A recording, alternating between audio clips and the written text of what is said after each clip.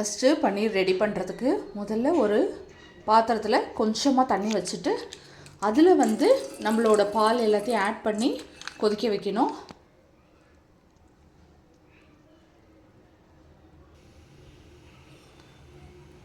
நல்லா இந்த பால் கொதித்து வர வரைக்கும் வெயிட் பண்ணணும்.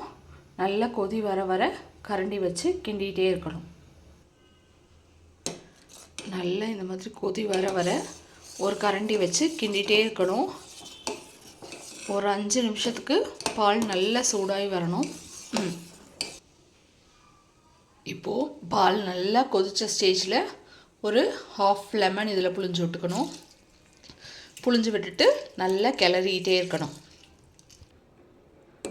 இப்போது கிளற எல்லா பாலும் நல்லா திரிஞ்சு வந்துருச்சு.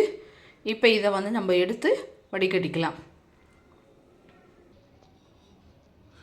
நல்ல ஒரு இதை கிளாத் வச்சுட்டு இதை ஊற்றி நல்லா வடிகட்டிடணும்.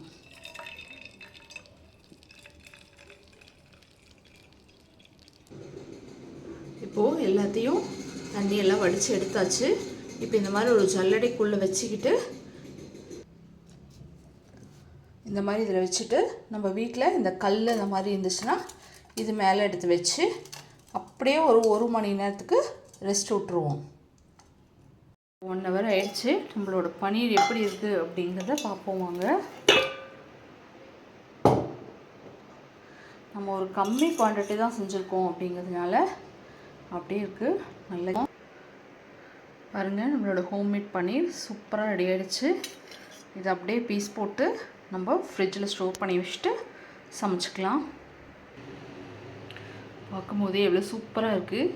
இதை கட் பண்ணி பார்த்துடலாம். பாருங்கள், நம்ம கடையில் வாங்குகிற மாதிரியே செம்மையாக வருது பீஸு. வாவ், சூப்பராக இருக்குது. நாமளே செஞ்சதுன்னு நினைக்கும் போதே நமக்கு ரொம்ப இதாக இருக்குது. இதை கட் பண்ணி ஒரு இதில் போட்டு ஸ்டோர் பண்ணி வச்சுட்டு நம்ம பன்னீர் யூஸ் பண்ணிக்கலாம். நம்மளோட பன்னீர் எல்லாத்தையும் கட் பண்ணி போட்டாச்சு ஒரு பவுலில். எவ்வளோ சாஃப்டாக இருக்குது. நமக்கு பார்க்கும் போதே சாப்பிடணும் போல் இருக்குது. நாமளே செஞ்சு நாமளே சாப்பிட்டா செமையாக இருக்கும். ஓகே, ட்ரை பண்ணி பார்க்கலாம். ஓகே, பாய்.